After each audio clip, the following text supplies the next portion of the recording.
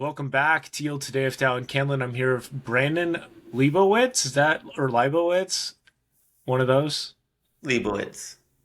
Leibowitz. Okay. I'm here with him, and he's going to talk about his SEO optimizers business and just all the other things he does for people and SEO, how it works, and some other good stuff. So I'm excited to have you on, man. Thanks for having me on today. Absolutely. So, I think of a lot of different analogies that we could use as far as how SEO works. How do you usually like to explain this to somebody who's absolutely no idea what SEO is, Brandon? SEO is search engine optimization, which is ranking websites on the different search engines. Specifically, Google is kind of like runs the show. So when you're searching on Google, there's ads at the top. Those are all paid ads. Right below the ads are the organic, the free listings. And SEO is all about getting you in those free listings so you don't have to spend money on paid ads and you get that free traffic from Google when people search for your keywords and just trying to tap into that traffic essentially. That's good. That's good. Yeah, it's so stuff can flow to you way easier instead of you having to try to flow to stuff. Because like we can all try to if we're thinking of like a business that is trying to sell door to door, like you'll get some clients doing that, just going door to door, banging on doors and stuff. But if people know what you do and they trust you and they can just hit up your phone and you can just take calls from your phone, like that's way easier, way easier. Yep, that'd be that inbound marketing where people are finding you versus outbound where you're doing outreach, you're going door to door, you're calling people. That's outbound. Inbound is when they reach out to you and they find you somehow, somewhere, and they want to utilize your product or service. Yeah, I've done some cold calling. I've done some cold calling with a tech company and a couple tech companies and some other stuff, and have learned a lot about like the cold emailing. There's the outbound and stuff, but it's so nice when somebody reaches out and is like, I heard about this and I'm kind of already warmed up and ready to go. And that's what the SEO kind of does is it creates that loop and the person's able to go around that loop and kind of get hooked on your product more or less before you even have to say a word. Yep, that's the main thing is getting them to find you without you having to do that manual outreach because if they're finding you, then they're ready. They want to make that purchase versus you doing that outbound. You're just interrupting them, hoping they're interested, but doesn't mean they want to use your product or service. Maybe in the future or the past, but doesn't mean now. Versus someone looking, searching on Google, they have that intent, that buyer intent, which changes things around. Yeah, yeah. I think the thing to keep in mind is that this is a long game thing. Like I remember taking a SEO class in college, and it usually is going to take like 5 to 6 months longer, before this really starts to bear fruit. And in that semester is like 3 or 4 months, and we'd see dudes who would like and girls that would like get like ranked fourth or fifth in Google with some terms here and there in that period of time, but generally it's just going to be a longer battle. But I think something to keep in mind, and let me know if I'm right about this, but a lot of these people aren't working on these kind of things, and so they kind of rank by accident. And so when you do these things that Google likes to rank higher in Google, and wisely doing that, you can grow and move forward just because you're in that race and because you're committed to it instead of like this sort of one hit wonder, kind of like the tortoise and the hare. Is it kind of like that?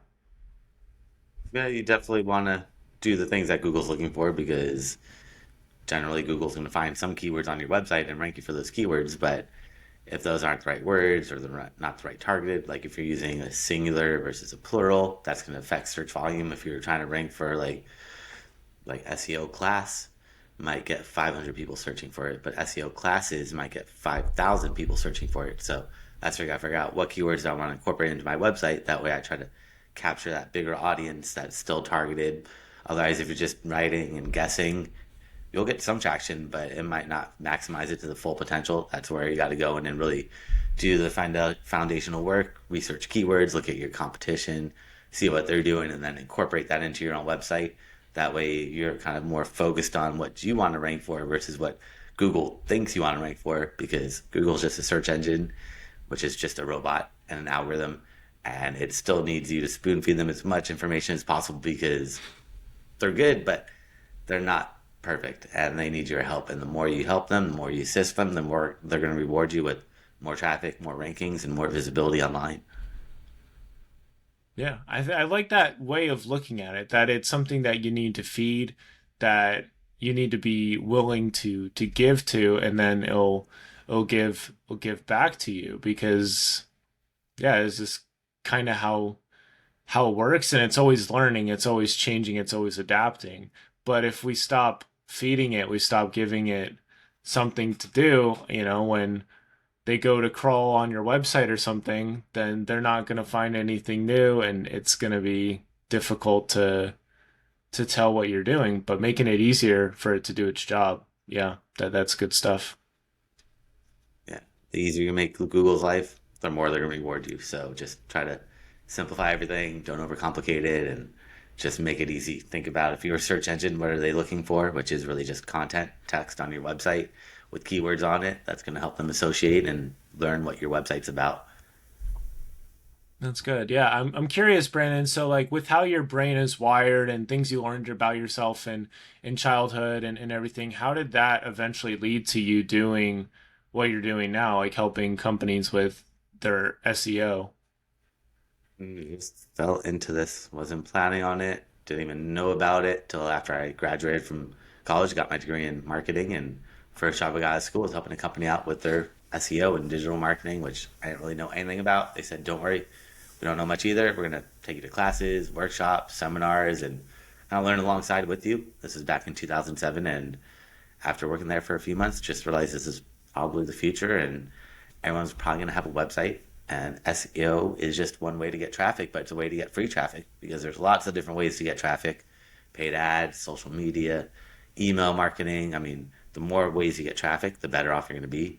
But search engine optimization was just a way to get free traffic. So I thought, hey, who doesn't want free traffic? And let me help out these companies, and kind of just kept going with it ever since and never looked back. But I had no idea beforehand, wasn't planning on it, but you never know how life's going to take you. And glad I found this route. But it's an interesting one, definitely.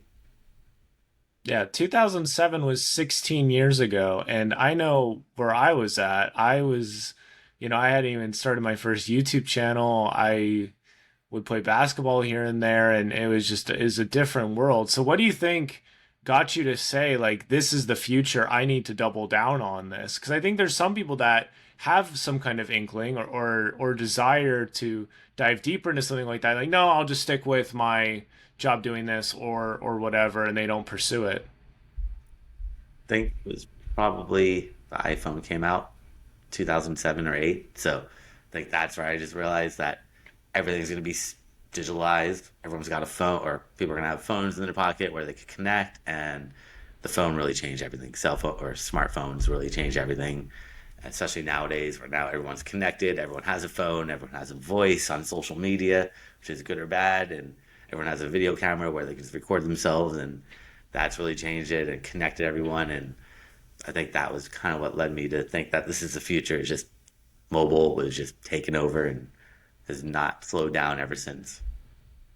I agree. Yeah, if you're able to connect with the right people, you can build a business, you can connect with clients, you can do all this stuff from a phone. So I agree, like a lot of it does go back to like that 2007, putting all of those pieces together instead of like the camera and all these things are separate. Now you put them all together, and with all the other possibilities and how it can be such a good distraction device too, like completely take people away, and all of a sudden they're buying stuff because they're trying to escape their problems or something. You have a crazy high leverage potential device. So yeah, that's interesting. You saw the writing in the wall as early as 2007 and dove in on it. Yep, I'm glad I saw that and kept going with it because, yeah, it definitely seems like that was the right decision. Everyone has a website, everyone has a cell phone and is connected. So I feel like we'll have to see what the future holds, but it'll be interesting to see what changes that are in store. Well, it's interesting because I have some like gaming YouTube videos that I wasn't really planning on them doing this, but they ended up ranking for some of those video games. So if you search for those specific video games and those specific mini games and stuff, you'll find those videos like at the top, like second or third, because they ranked really well really quickly. And so they still get 200, 300 views a month without me doing anything. And unfortunately, that channel was not monetized. That was not the point of the channel. The channel was made to, spread joy and happiness and memories and stuff. And it accomplished that. But it does kind of blow my mind. And I've already seen that like you get one that hits like that consistently gives YouTube or Google whatever it wants, whether it's likes or subscriptions or ultimately more time on the platform, it's going to reward you handsomely. And maybe not even like it could do that for a really long time. Yeah, yeah, no. Sometimes you can see videos ranking for a decade or more. It just depends on how much SEO they've done to that video, how good it is, what the retention, the view time is, how much likes, comments, shares, all that stuff plays into their algorithm, tags, descriptions, reviews, or comments, and embeds, and all these other things affect and rank you higher. And if you do all those things, your YouTube channel or video is going to rank pretty high, especially the retention.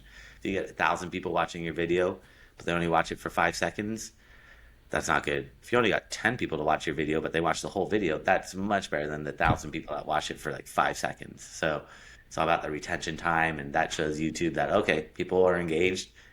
People want to watch this. They're not leaving, versus if someone watches and leaves, it's a negative signal, just like with SEO. If you rank at the top of Google and then you're getting all this traffic, and Google sees that you're getting all this traffic, but let's say 80% of the people hit that back button, it's that bounce rate, that shows Google maybe you aren't the most relevant, and they're going to drop you down. And it's called that Google dance, where you kind of bounce around, and Google's just trying to figure out where to place you, because kind of they're just a robot, an algorithm, and they're just trying to figure out how do people respond. And if people respond negatively, they're going to drop you down. If people stay on your website, then they're probably going to keep you up there for that keyword. Yeah, the Google dance. There we go. There's one of the gems for sure from this episode about how the Google is doing the Google dance. I felt that with YouTube videos is there are some that will like bounce back and it'll like the algorithm will give it another chance and maybe you'll have a second lease on life. But generally in the first week of the video, that's where it gets ranked, is in that how it does in that first week. And yeah, it's pretty wild how that works. It is interesting to try to reverse engineer it and try to figure out YouTube or Google or any of these algorithms. Yeah. Yeah, so I'm curious, like, how much of your business is the website SEO? Do you do podcast SEO? There's a lot of different kinds of SEOs. Is it all just website SEO, or because you seem to have the YouTube, the video, you have all these different understandings of it. The websites, but can help out with some of the other ones, but mainly focus on the website or on Google for the most part. But could have like Yelp, Amazon rankings there as well, because they're all algorithms that if you do the right things and the right signals, they're going to reward you with higher rankings. Good. Yeah. Yeah. I think of how the algorithms work and stuff is very similar to like a video game where like the rules are always changing. Like I played a lot of Smash Bros growing up, and one character could be like so good in a certain matchup, like Pikachu versus Donkey Kong or something. And then Donkey Kong gets buffed, like literally one move gets buffed, and now Pikachu cannot even touch Donkey Kong. And so like the game is always shifting. And I think we do need to be aware of that. Like Instagram is always shifting, all these things are always shifting. And so investing in SEO early can make it not make you bulletproof, but it'll certainly make it a lot easier for when crazy times come or when algorithms switch around, that you have some kind of solid base. Plus, it takes time too. So if you're trying to get immediate traction, run paid ads. But SEO, you got to put that foundational work in early, and that's going to build it up and build it up. But you got to put that foundation, and then over time, it'll slowly be moving up. So you got to invest earlier with SEO. The sooner you start, the better. Like if you're planning to launch a website, you don't even have your website built. You could start doing SEO right now. You could put up, instead of a coming soon page, you could put up maybe like a paragraph or two that describes what this page is going to be about in the future. Instead of just saying come soon, be like, all right, if this is going to be like a clothing shop, we could say coming soon, women's clothing store. I sell these types of clothes, so it helps Google read that understanding, gives you that little head start. But the sooner you start doing it, the faster you're going to get those rankings because it is not immediate. It's a long term play. And it could take months, sometimes years, unfortunately, depending on how competitive those keywords are. Yeah. Yeah, but the effort's always going to be rewarded for sure. So what do you do for somebody when it comes to them wanting to rank for like, I don't know, like basketball shoes or something like that? You already have Nike, you already have Adidas, you already have, I don't know if Puma does, but I think Under Armour makes them. Like Steph Curry is their spokesperson. What do you do like if somebody wants to rank for something super high like that? Is it like what are yeah, like what's that kind of look like? You got to find keywords that are achievable. So you got to figure out, all right, am I a small, medium, or large business?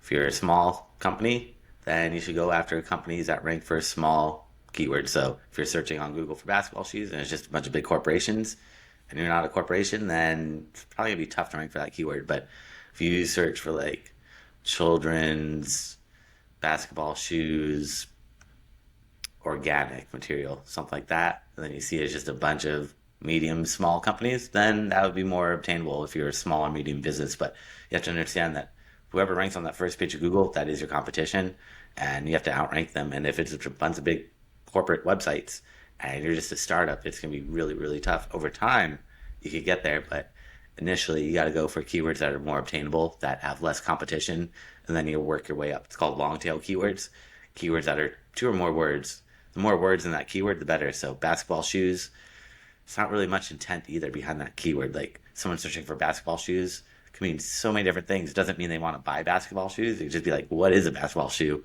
What's the difference? What are the materials? How do I make my own shoes? So it's not really a good keyword. A good, better keyword would be like men's basketball shoes, size 10, color white. Like it's a long tail keyword. Not many people are searching for it, but someone's searching for that. They know they want men's basketball shoes, size 10, color white. They're ready to make that purchase. They know exactly what they're looking for. So going for those longer tail keywords is going to get you more sales ultimately because someone searching for basketball shoes, half those people are probably not going to want to buy basketball shoes. They're going to hit that back button and that shows Google a negative signal, which you don't want those negative signals. So you just got to figure out, all right, what am I really selling? And even if it doesn't get me the search volume that I want, you got to go for keywords that are targeted, that have buyer intent, because that's number one. It's just like social media.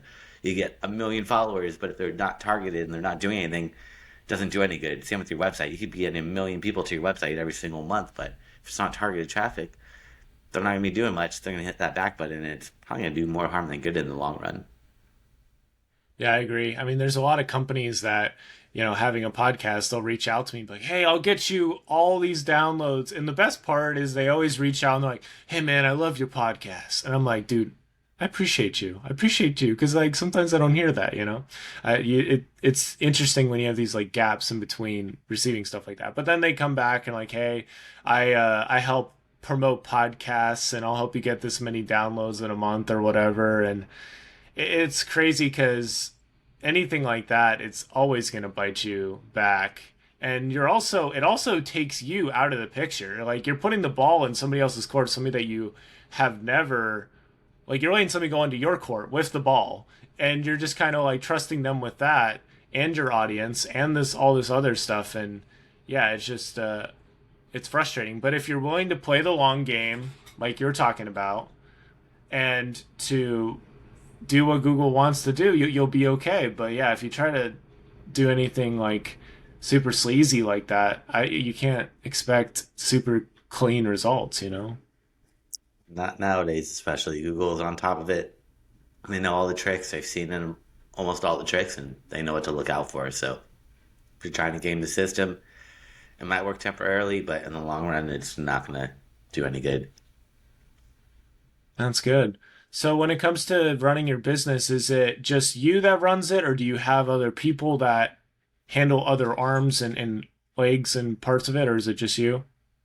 I have a team that helps me out with a lot of SEO's content, writing, articles, blogs, press releases, and don't have time to write all that content anymore because each, like every website, every client needs probably like 5 to 10 pieces of content put out every single month to really rank, depending on how competitive those keywords are. The more competitive, the more content you need to put out there. So it's a lot of content marketing and making sure you're putting out good quality content that's going to be beneficial to the reader and provides value and is hopefully not written by AI, especially. Yeah, I guess I didn't even think about this when it comes to your business, because I guess I thought your business is more of like a more or less a coaching business or kind of like a guiding light kind of business. Like we'll help you out, we'll give you some direction. But it really sounds like this is more of a done for you kind of thing. Like if somebody's like, hey, I want to search, I want to rank for this, we'll be like, Brandon and the team will be like, hey, well, we can do that, and we have a team that can write content that will track this for you, and then they just don't have to think a ton about it. It just hands off. Is that kind of what it looks like? Well, it's both. So done for you. So if you want to do it or you want me to do it, then I'll do it for you. If you want to learn it, I have lots of classes. I teach classes. I do coaching, but realize most business owners don't have time to do it because it does become like a full-time job doing SEO. I mean, there's some things you could do, but a lot of it takes time and it's kind of tedious and repetitive. It's like, all right, if you have time, go for it. But if you're running a business, you probably don't have time to sit there and do all these little tasks like building backlinks, reaching out to websites and building relationships. It takes a lot of time writing articles, blogs, all this content marketing. It's not something where you can just set it and forget it. You have to constantly be updating it and maintaining it to keep those rankings. Yeah. Well, it's gotta stay fresh too. Like you see this when you go out of town, even for like a week or two, and your beautiful television now has dust on it. Like even though it was just 2 weeks, it's like all of a sudden it has some dust because it hasn't been touched, it hasn't been moved around. So yeah, it definitely does need that continuous upkeep. And for me, I feel like I'm getting to that point with my podcast and stuff where I do need to get some kind of assistance of some kind, just to not necessarily just share the labor or load with somebody, but to just help with some of these spots so it doesn't get that kind of buildup of dust, so to speak.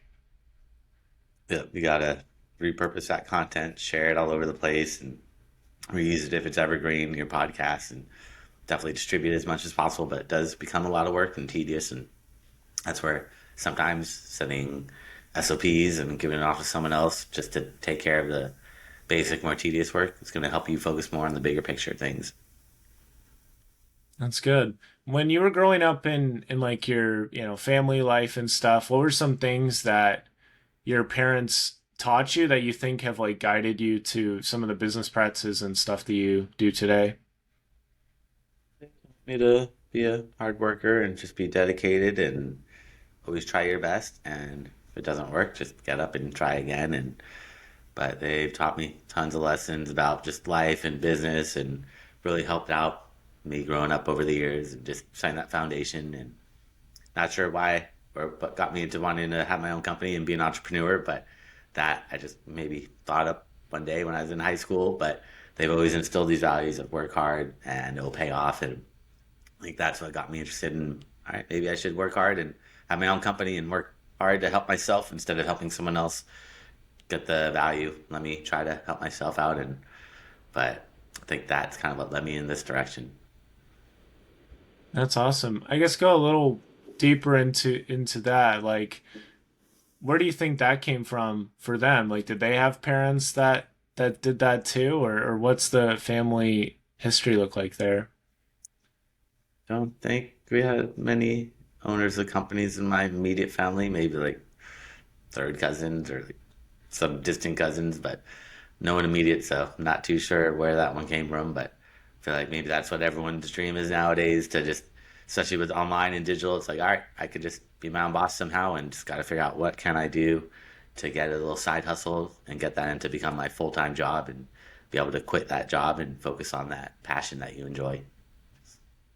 Yeah. Well, we live in an unprecedented age where all these possibilities are now like we see it all over the place, like all the different possibility that is there. I mean, there's people that, you know, maybe wanted to be on TV, and now you can reach way more people than you can reach on most channels these days through you know, being on podcasts or something. And it's also like targeted audiences too. You know, instead of like a general audience, it's like very specific. And so you can make a living through yeah, just doing this kind of thing and playing the long game. I think that's what a lot of this interview and this podcast and stuff goes back to for today is just you sometimes you just got to play the long game. Trust the cards that you have and trust that better things are coming. Yeah, patience is a virtue, and not many people are patient anymore with attention spans so short. But gotta be patient with digital business and all that. It just takes time, but put that time in, it'll reap those benefits. You just got to be patient with it all. And sometimes you go viral, sometimes it explodes, but that's not the norm. And just got to realize that most people have to get that grind and grind away and build it and build it and build it up. That's good. So, what would be like the next step for somebody that wants to play around with SEO, try it out, or get some of like their first initial wins with it? And how do we get in contact with you and learn more from what you do? So anyone that wants to learn more, I actually create a special gift for them if they go to my website at seooptimizers.com. That's SEOoptimizers.com /gift.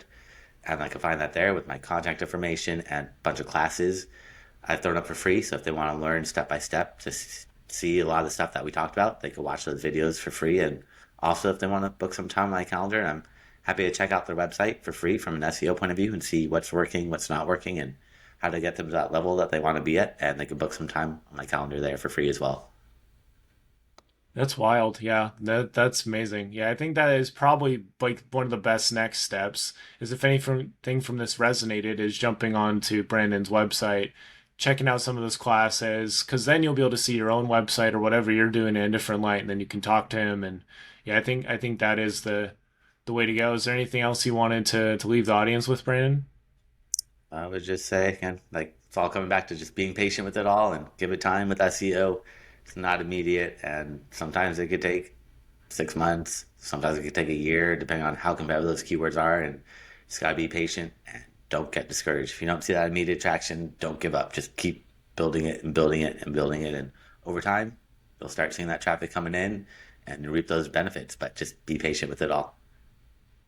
Yeah, I believe that. Yep, just trusting the process. So that's good stuff. Well, thank you so much for coming on, Brandon. We'll have all that stuff in the show notes and just yeah, just keep up what you're doing and thank you for the gift as well. We will enjoy that.